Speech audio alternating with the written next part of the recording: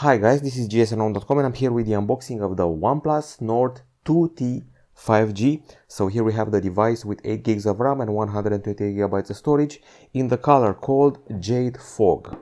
The smartphone has just been announced and it's sort of a follow-up to the OnePlus Nord 2 as the name indicates. It's also the inauguration of a brand new CPU, MediaTek Dimensity 1300. The 1200 last year was one of the best mid-range CPUs on the market, even competing with some flagship CPUs. It also brings forth a new design for the back camera, and guess what? We got the mute slider here, which is atypical for a mid-range OnePlus phone. This is an unboxing and a set of first impressions, so let's go. Okay, so let's make things orderly here. The price tag of the device is around 500 euros, and inside the box we find the following accessories.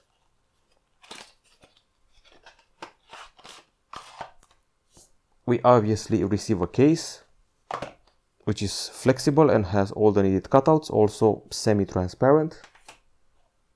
Okay, we should input the code here. The device has already been set up, so you need not worry about that. And in this envelope we have the key used to access the slots, and we also have this message here from the folks of OnePlus, as well as a quick start guide, plus the safety information. So there you have it. That's everything available inside the envelope. Now the phone you're seeing right here comes with a main 50 megapixel camera, but that will be detailed later. And the biggest surprise about it is the hugely fast charging. So let's see the charger. Just like the OnePlus 10 Pro, this device offers 80-watt Super VOOC charging, which should juice it up pretty fast. Has a USB-A connector, and it hooks up to this cable here, which with a bit of luck I'm going to remove right now. It's the typical red cable from OnePlus, goes from USB-C to USB-A, hooks up to the charger, and there you have it. That's the full package we have available for the OnePlus Nord 2T 5G. As you can see, the screen is pretty bright, so I'm going to tone it down a bit. And you already saw the new shelf.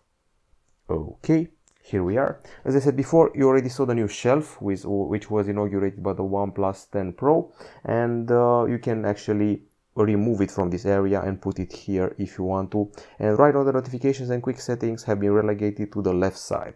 Now, speaking of the device itself, let me start with the design. So first and foremost, it measures 8.2 millimeters in thickness and weighs 190 grams.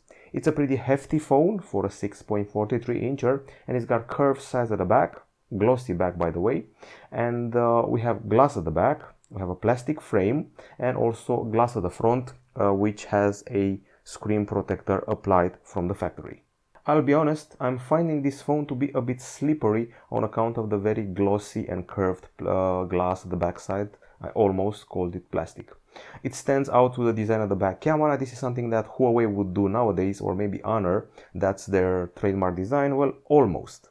Now, as far as the screen is concerned, as I mentioned before, the diagonal is 6.43 inches, which has been the sweet spot for most phones over the past year. AMOLED, Full HD+, 90 Hz only, and HDR10+. Now, the CPU is the main star of the show here.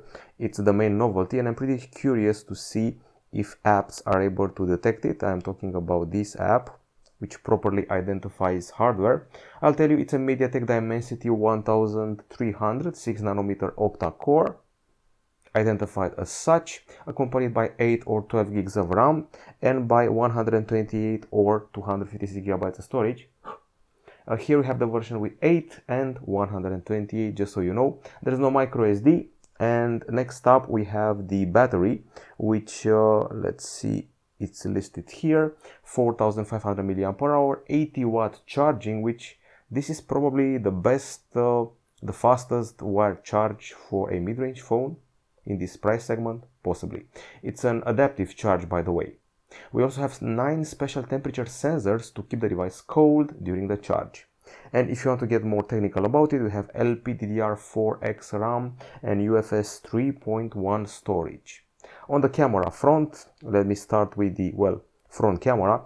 It's a 32 megapixel shooter here for the selfies, and if you go to the back side, the main camera is a 50 megapixel sensor with Sony IMX766, which is a flagship level sensor with optical image stabilization, so 50 megapixels.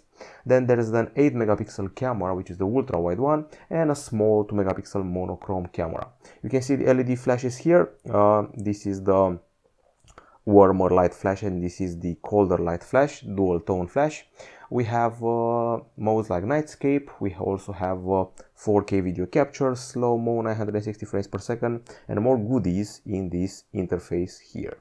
Of course, we also have a more section with panorama, time-lapse, extra HD, slow-mo, pro, movie, and dual view. This is the portrait department. This is the photo area. This is the video, where you can see that we have 4K available, and also an AI mode, AI highlight video, and also an extra stabilization, ultra steady mode, and finally the night mode. Okay, and we also have a haptics 2.0 system on board, and when it comes to connectivity, the device provides us with dual 5G, also Wi-Fi 6, and of course we have Bluetooth 5.2 possibly. If not, it's definitely 5.1. There should be NFC. Let's actually see if that's true. Yes, NFC is here as well as an USB-C 2.0 port at the bottom. Well, we're running on Android 12 here, and we're navigating with gestures. It's Android 12, and on top of it we have applied, let's see here, OxygenOS. Let's see the exact version. So OxygenOS 12.1 on top of Android 12, and you can also see that we can add some extra virtual RAM up to 5 gigs. Okay, and aside from that, we have obviously GPS, GLONASS, Galileo, Beidou, and an in-display fingerprint scanner, which let's test it out. That's the in-display optical sensor, and we have dual stereo speakers. Just so you know, there's one at the bottom, and the other one is actually the earpiece with a typical mesh grill. And well, that's about it as far as the device is concerned. A surprise is the IPX4 certification. Doesn't go overboard with the protection from water and dust, but still it's better to have it than not to have it. First impression, a bit slippery and a bit big for its diagonal, which is otherwise small compared to what we have on the market today, and a very promising main camera and very fast charge.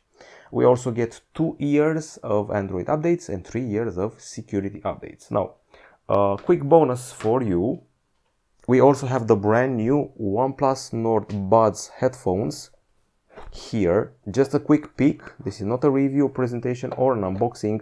That's what the headphones are about. They're supposed to be pretty affordable, something like $60 or so, or maybe even less. That's the design we're getting. The stem is actually shorter and wider than usual, and we're promised here 12.4mm drivers, Dolby Atmos, 4 microphones per headphone, 30 hours of battery life, including the case. Of course, there should be about 7 hours per headphone. Fast charging, meaning that 15 minutes equals 5 hours of music, Bluetooth 5.2, and well, a special pro gamer mode triggered. We also have the USB-C connector here. So that's about it. These are the OnePlus Nord Buds headphones. They're not bundled in any way, as far as I know. I just wanted to show them to you as an extra bonus for this unboxing. But the star of the show remains OnePlus Nord 2T, and I'm very curious about the processor, because the predecessor, Dimensity 1200, was a bit of a beast. That's it from us. We'll be back with more soon. Goodbye.